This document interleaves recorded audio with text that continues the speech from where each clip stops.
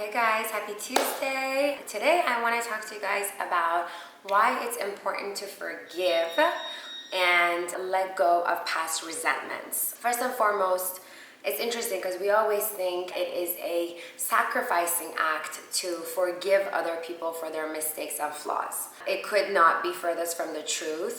The reality is that we need to forgive for ourselves, because the person who is holding on to resentment and the person who is not letting go is the person who is on a consistent basis going over these negative thoughts, and negative thoughts do not serve us well. They affect our subconscious, and we are unable to live our best life and be the happiest individuals when we are holding on to resentment. And most of the times, those that hold on to resentment are doing it with several people. So the first and most important thing is to know that happiness is our own responsibility. Nobody else is responsible for our happiness. The only person that can make us happy and keep us happy is ourselves. It's a decision to be happy and continue working on ourselves. So that's the first thing.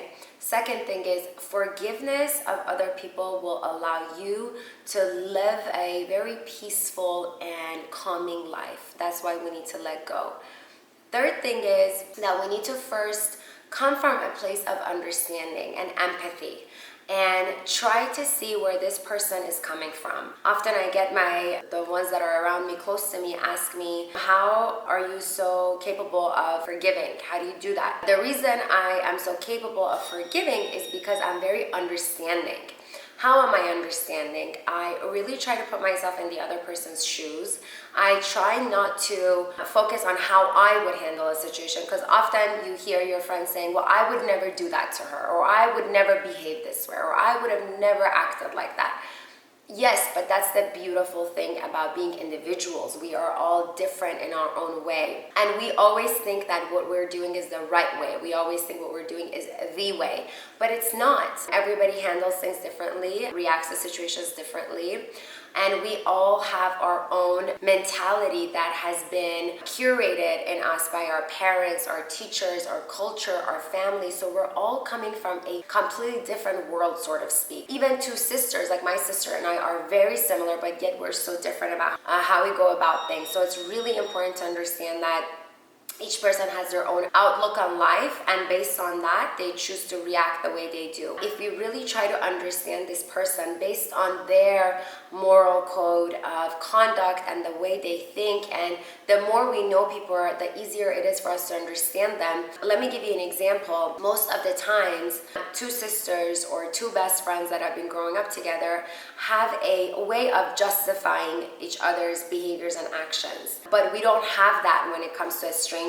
We can't justify their actions. Let's say someone turns in front of you without, honking, or without letting us know that they're gonna do such a thing.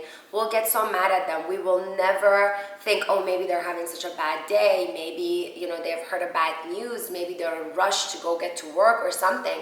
But if our family member is driving the car and they do such a thing, we will say, oh, they've had a bad day, or they're tired, or whatever. So we understand those that are super close to us, but we don't understand those that are a bit distant from us. In that same regard, we don't understand those who have different backgrounds than us, but we do understand those that have similar backgrounds to us.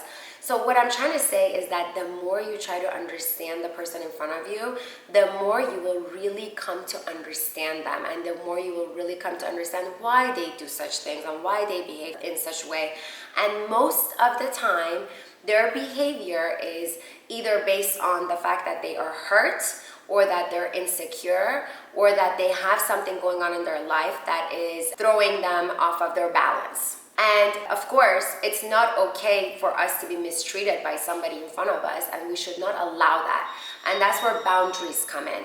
But boundaries are very different than holding on to resentment. So the key here is to understand the person in front of you, to forgive them for yourself, and of course, for your mental health and for your peace, and let go of the hurt and resentment, but to have a boundary in regards to whatever situation it is that you were facing with that person. And I want to give you guys an example here, and the example that comes to my mind is that you have a friend who is, let's say, not happy for you when you are doing something for yourself, or when you're growing, or when you are moving up in the corporate ladder of your job. They're unhappy and they can't give you that support that you need necessarily. Okay, so what do? Well, first and foremost, you try to come from a place of understanding why is it that they can't be happy for you? What is their insecurity? How are they behaving this way? Why are they behaving this way? And once you have a pretty good understanding of the cause behind it, and once you understand them, then you are able to let go of that resentment of why isn't this person doing A, B, and C. Second thing is to understand that, okay, this friend is not serving this purpose in my life, but are they good in other areas? So always highlighting people's positivity. So each friend can be there for you for a different reason or a different aspect of your life. And understanding that just because this person can't be there for you when you have something good happening in your life, doesn't mean that they can't be good for any other area of your life. So that's where the boundaries come in. So hold a boundary for yourself and your friend when it comes to you doing something great, and understand that they're not going to be able to serve that purpose for you, and be okay with it, sit with it, and maybe don't share as much with them. Maybe don't invite them to your launch party about whatever thing it is that you're having, but do share the things that they are good with, and do the things that you have fun with them. So allow them to serve their purpose without having so much resentment. I hope this helps. I wanted to give you guys a glimpse into my thoughts about this, because this is one of those questions that has been asked often from me. Thank you.